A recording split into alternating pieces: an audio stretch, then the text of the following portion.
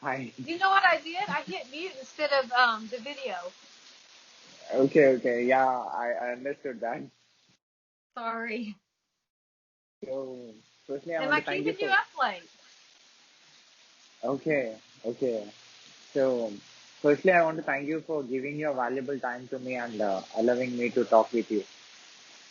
It's my pleasure. Thank you for reaching out.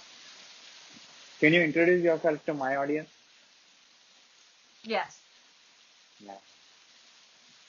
Can you introduce yourself to my audience? Oh, I'm sorry. I thought you said, can I hear your audio? Yes. Oh, Yeah. I'd be happy to. Hi.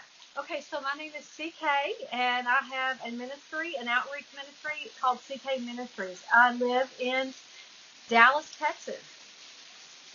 What is ministry? Well, it's an outreach ministry that I started, probably 10 years ago, and I started going to prisons. I've been going to about male prisons for about 10 years. So you go to prison Hmm. for Yes, I do. for Yeah. I mean, why you'll go to prison? You're inviting me to go to prison? No. I'm asking you why you will go to prison.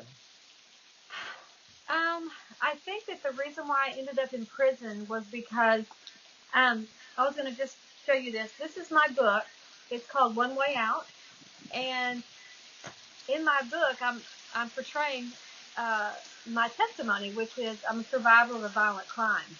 And I think that once I overcame that, which took me a very long time, that God took me into prison because a perpetrator needs to see maybe after, they've committed a crime, what their victim looks like and the struggles that they go through and how it's impacted their life negatively and maybe even their family's lives. And not only that, but it allows me to go into prison and to minister to men and women and offer them hope so that way that when they get out, they can become better citizens. And, because the return rate to prison is about 80%. And so my goal was to reduce that rate of men and women that actually go back to prison. I want them to be able to cope better back in society. Okay. So what exactly you will do?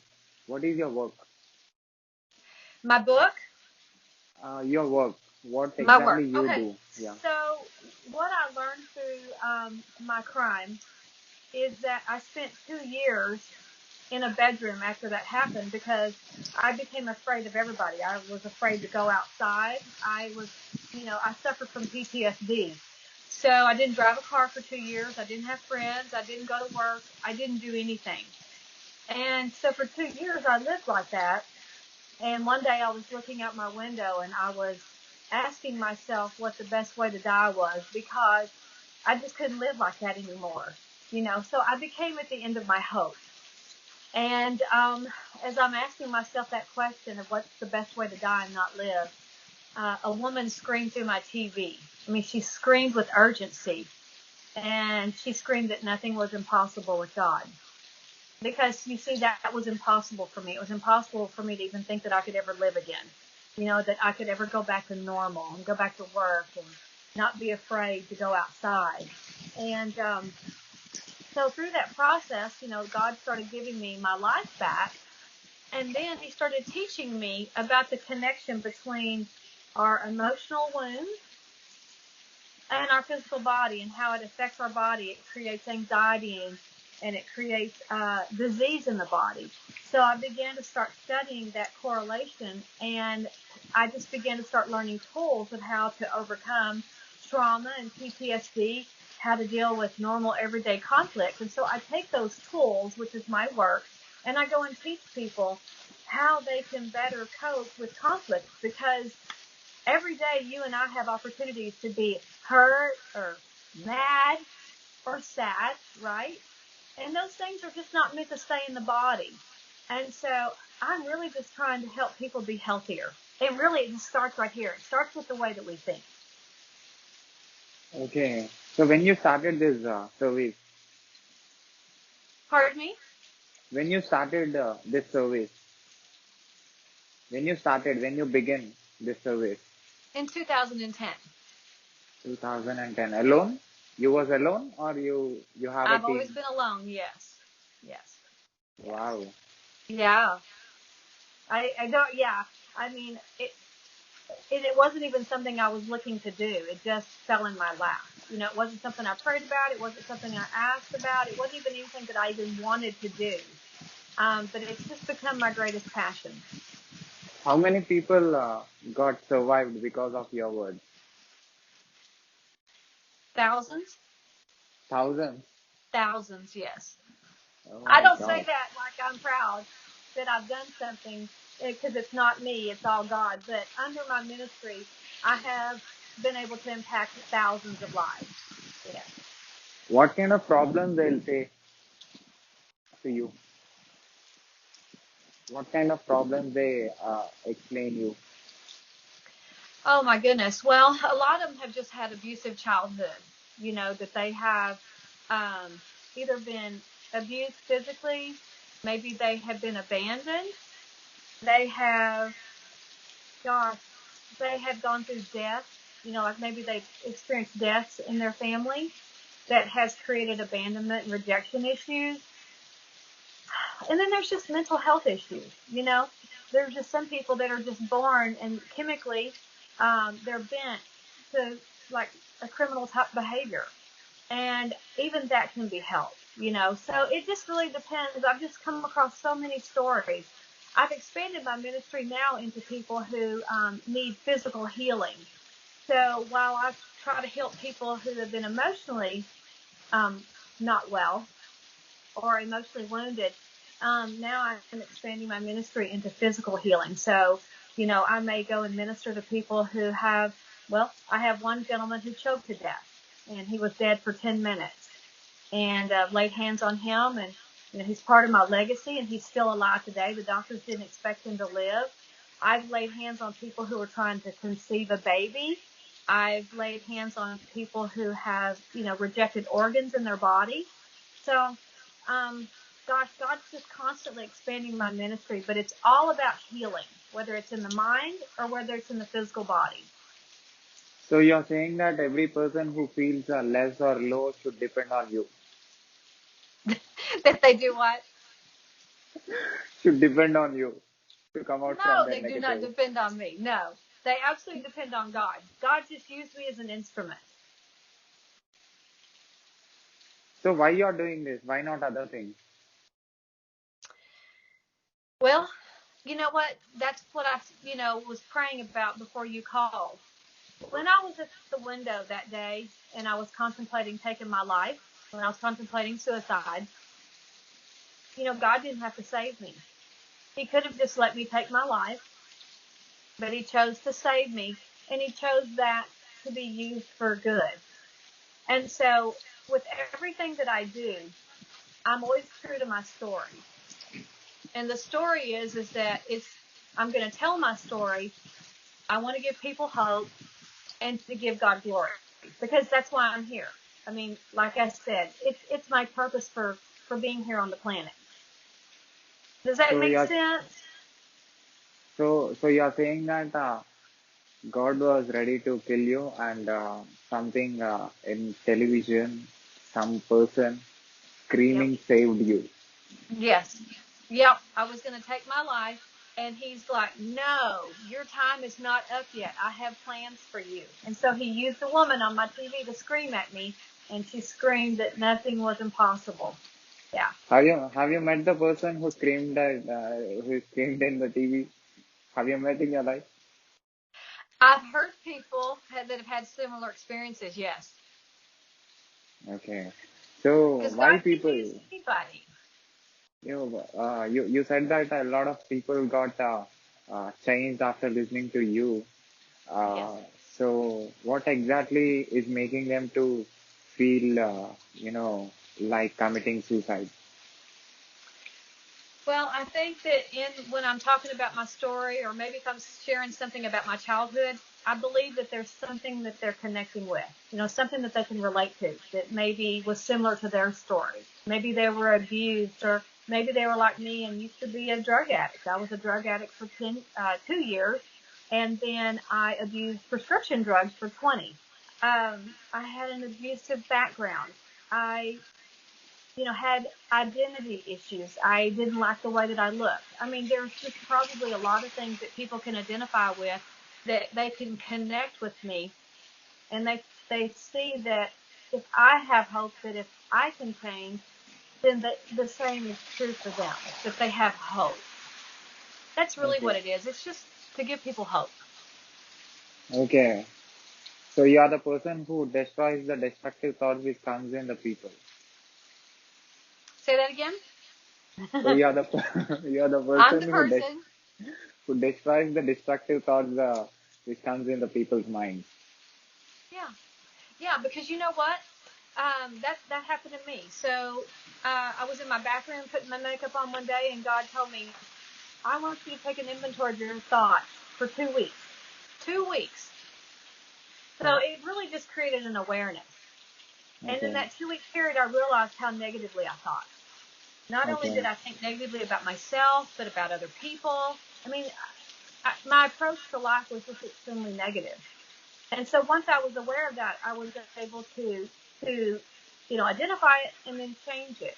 So people don't realize just how often that they think negative things. We were not created in our mother's womb to think negative stuff. We were created to be very positive and live like in a garden experience.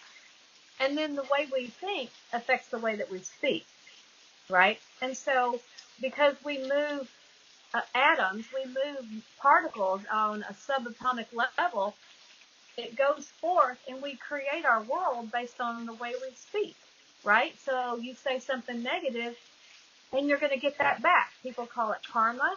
You know, it's called a lot of different things. So I'm very careful about how I think and how I speak because I don't want to attract what I'm saying. I want to attract good. Does that make sense? Okay. Yeah. Yeah. So I challenge you to do that. I want you to think about what you think about for 2 weeks.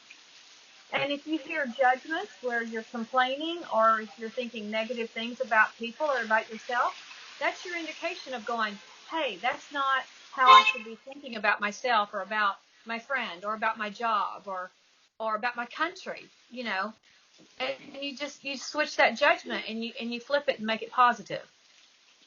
And So what what is that it? does is it just opens up this portal over your life that brings like gratitude. It just brings more in for you. When you're negative, it shuts everything off. It's like a dam. Does that make sense? Okay. I understood. Yeah. Yeah, you want to create this open space for new stuff and for great opportunities. So what is the connection between mind and body? Well, over here in the Western world, doctors are finally uh, connecting the link that our emotions are connected to our physical body. And that's where disease comes from. And that, it goes all the way down to a cellular level. It creates negative energy in our body and it impacts the way that the energy flows in the body. It starts impacting tissue. And then, you get things like cancer or, you get allergies. You may get constant headaches, you know. And so instead of trying to deal with a symptom, like by giving me a medication, now we're getting more to the point of where we need to get to the root. Because if I can get to the root, then the headaches go away. The cancer will go away. The diabetes could go away. But we live in a society where they just want to medicate us, and, Okay. and I feel bad saying that, but that is the protocol over here. We treat a symptom, not the root. Like, for Okay. instance, I had rosacea on my face. Rosacea is a rash, and its link is to your tummy. To, like, so I was eating bad, but when I saw a doctor, they wanted just to give me a cream. Well, then I saw somebody else, and they said, oh, rosacea is from your gut. And so I changed my diet, and that goes away. Does that make sense? Yeah. Okay. Yeah, I got you. Okay. We So probably have to talk many times for me to make sense. okay. So I have seen your profile. You have you are a motivational speaker. Yes.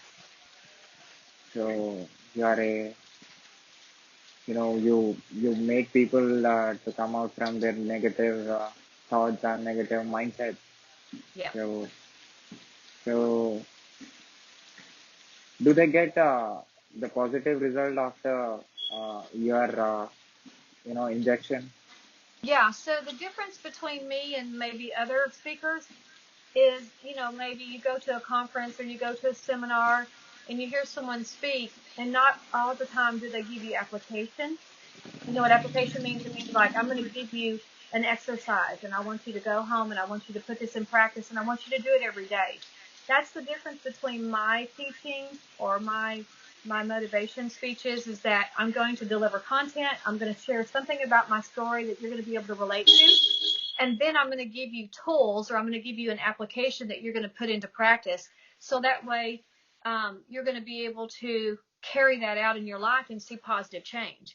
Most people, when you go to a conference, they're like, yeah, that was awesome. And they walk away and they forget about what they heard. But I'm going to send you away with a life tool. That's the difference. So you said that you will be meeting people who did crime, who did the negative things, and who are, facing the punishment. Yes. And what do you understand after seeing them? What kind of a mindset they have when they are doing the crime? Yeah, so that's just the way I see everybody. I don't see just inmates that way, but I literally see everybody this way. So, I don't know. Let's just say I'm in a store, and in front of me, I see someone that's maybe paying for their product, and they're being ugly to the cashier. You understand? They're being ugly, and I'm witnessing everything. And so what I understand about that is I see that that person is hurting, that that person has got something going on the inside of them, and they're taking it out on somebody else. And that's what's usually very indicative of an inmate. They've been abused. Um, they've been through probably such trauma that it's altered the way that they think, that their approach is very negative. They're entitled. It just impacts their paradigm. And I see that they're extremely hurting people. And I just Okay. see that, what, in 1 second, they made a very bad decision. That's really all that separates me and an inmate, is a decision. I'm capable of snapping and making a bad decision, right? And so what I believe is that I see them more as their behavior instead of as a person, right? So I don't look at them and go, oh my gosh, they're evil, they're bad. I see them as a very wounded soul. It doesn't justify what they've done, but I see them more in a sense of where I have more compassion for them and I want to help them. It's like God told me, when I reveal things to you, it's to promote healing. So, I feel like that their punishment is justified, but I still want them to be set up for success. So when they get out, or maybe if they're incarcerated, until they pass away, I want them to try to make a difference for other inmates that they're aligned with, right? Like what we do out here. We have Bible studies, we have mentorship. I'm trying just to raise up leaders in prison. Okay. So how many people you met in the prison? Thousands. Okay. Thousands. Okay. So have you listened what they said about what they experienced before doing a crime? No, because I have signed agreements that I'm really not supposed to discuss their cases with them or too much of their history, Okay. because a lot of it's Okay. confidential, Okay. right? But, the feedback that I get is that I positively impacted them, and I believe that they have hope. Even if they're incarcerated for life, they can still make a difference and they can still carry out their purpose. They're just because they're in prison doesn't mean that their life is over. It's restricted, but it doesn't mean it's over. Okay. So what do you think about laws? Laws of the lands. Different lands have different laws, Loss of right? life. You talked about Laws loss of of, life.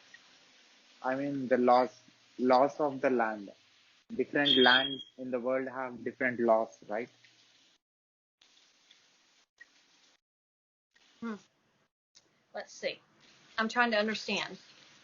Okay, laws of the land. Your land have a particular law for a particular, if a person commits a, do some crime, he'll be punished according to a particular law, right? United States of America have a certain laws, and Hmm. India have certain laws. Oh Singapore yes. have certain laws. So different land have a different laws, right? Yeah. So And you want to know what I think about the laws? yeah, different country people, different, Ah, different systems will be, punishing human yeah. beings in different ways Yeah. for the same crime. So, what do you think about this? Punishing them is correct or wrong? Yeah. You know what? I have really mixed viewpoint on that because I believe in discipline and I believe that a crime is punishable. So that means I believe in whatever the extent of the law is that's carried out for that particular crime. The only thing that I start coming into question about is the death penalty. Um, because, the word says that we are not to take other people's lives, you know, we're not supposed to take a life. So, um, that unfortunately is a law that's instituted that I can't change. I don't always know that I agree with it. But I do Yeah, think that maybe people should be just maybe instituted for life. yeah, I feel like if people were rehabilitated, I feel like that's really the best way that we need to deal with our inmates. It's yeah. kind of Even like what I I'm trying believe to do. that. I do. Even I I want to make believe them that. better citizens, right? Yeah, correct, Not correct. just throw them in a cage, Yeah, correct. I don't right? think, I don't know whether I am just telling my opinion about this. Uh, from, I'm seeing, since my childhood, I'm seeing a lot of countries punishing a lot of people who killed some people. So I'm seeing. So uh, even the government is killing them. I don't understand that concept. If he's killing somebody and you are killing that, is that a solution? If that is a solution, why the killings are happening again and again? What is mean by Yes. solution? What is mean by solution? Solution means if you solve that problem, the problem should not rise again. If it is rising, if it is repeating again, I don't think that is the solution. And I don't believe that killing, if somebody is killing somebody, and if you are killing the guy who killed somebody, so I don't think that, like you said, we are not, killing anything is wrong. That is, I believe. Yeah. It is. It is. Yeah. And obviously I struggle because of that belief. One I thing. struggle with war. Yeah, I want to make one more point here. Okay. Even you will agree with this. See, if that person is killing other person, and if you are killing that person by telling him that you did this, and you are not, he don't have time to understand what you are saying, what crime he did, what happened when he killed somebody. You're not, when you explain that, you explain the importance of the life, when you explain the importance of the emotion, when you explain the importance of the purpose of life, so then they'll at least understand. Then they'll at least they'll not, they'll try to change other people, or at least they'll try to um, understand what they are saying, what other, what crime they did, in a particular emotion. If he can't control his emotion, he did a crime. And I'm not supporting the person who is killing that other person. I'm not supporting.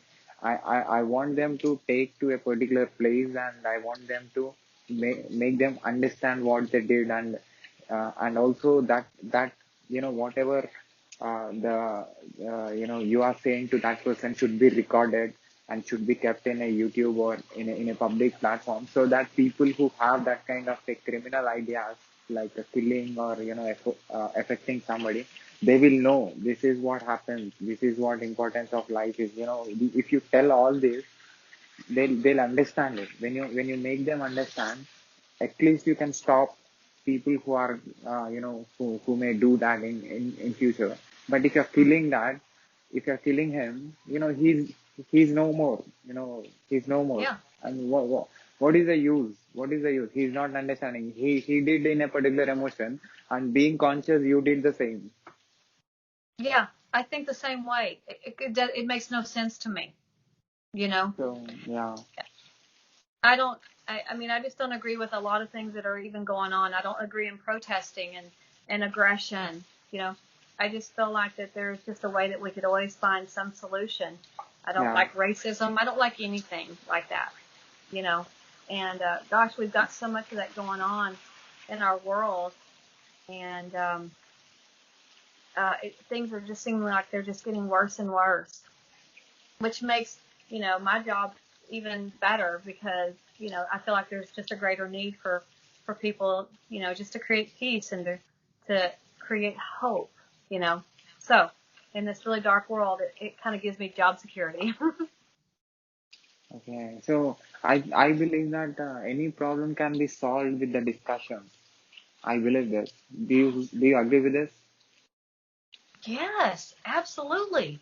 Why do I have to be aggressive to solve a problem? That creates another one, right? Yes, yes, And then it just mushrooms. It just gets bigger and bigger. yeah. Yeah. So if you Have and I have you? a problem, we just talk about it. And you know what we find out?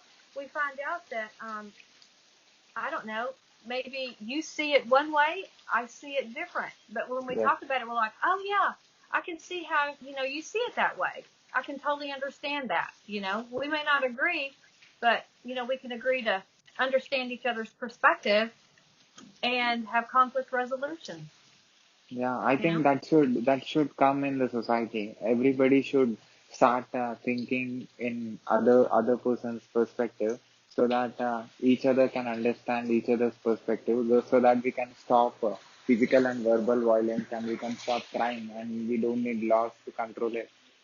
We don't need systems What, which can control it. wouldn't that be great? Yeah, I think people like you who are serving the society, who are helping people to come out from their negative mindsets, you people have to do this. You have to, make a lot of people to understand this concept, the perception. If you understand the other person's perception and just say, okay, you like that, I like this. But let's like whatever we like. So let's not fight for what you like and what I like. So when Right. people have this kind of understanding, I don't think there will be violence between two people. And if there is understanding, I don't think uh, you have visited a lot of regions, right? Do you know in the world any country have 0% of crime rate? Hmm. I thought that, don't the Arabs have low crime rate? Yeah, low Yeah. crime rate. Yeah, Yeah. Right. yeah. Um, I'm trying to think of any others. I don't know. I just always know about the Arabs. They don't, it's like nobody commits any crimes because they don't want the punishment, Yeah, right? yeah, yeah. So everybody respects everybody. You don't go and steal from your neighbor or whatever. Is there Who any else? place? Is there What? any place like that in the world? No, No. no, no. I just, I haven't even seen all of America, but I go to the beach and the mountains. I love to climb mountains and go to the beach, of course. But you know what? Once my ministry grows, I really want to start traveling to Europe and maybe some other countries. Yeah, I've been a Awesome. little afraid. I've been afraid of like the shots and stuff like that we need to travel. I don't Okay. really like to put that kind of stuff in my body. Okay. Does that make sense? Yeah. But like a friend of mine came back from Africa with malaria. But I mean that's just a lot of stuff to put in your body to prevent, picking up something in another country. So I'm gonna have to get over that.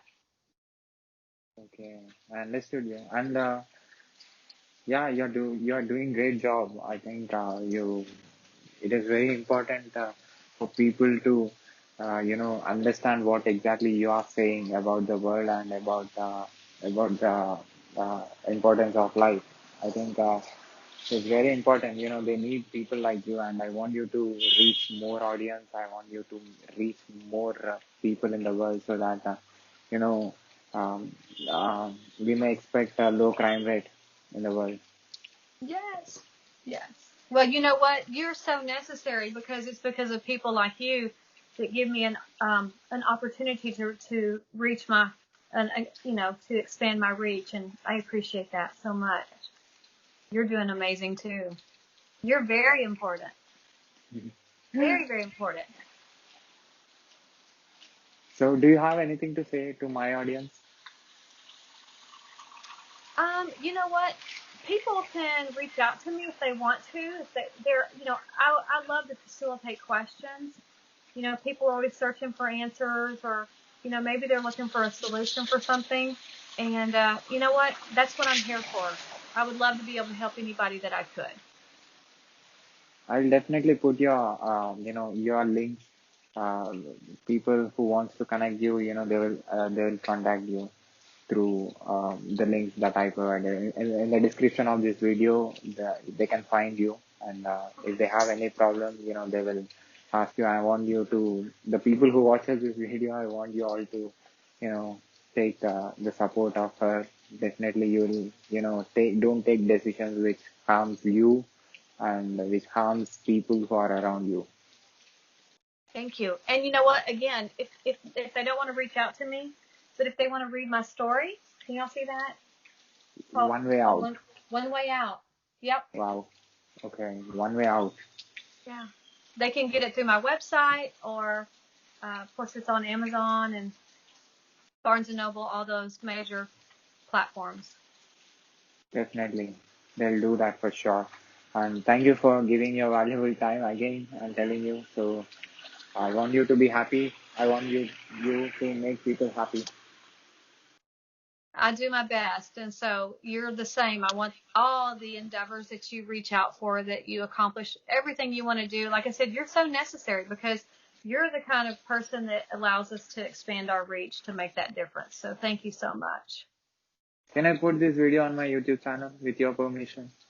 If you think it's good enough, yes, Yeah, I believe that absolutely. it's very good and I want you to reach more people. Yeah, Thank you. yeah. You're very, very kind. Thank you so much. Thank you again. Take Bless care. you. Bye-bye. Bye.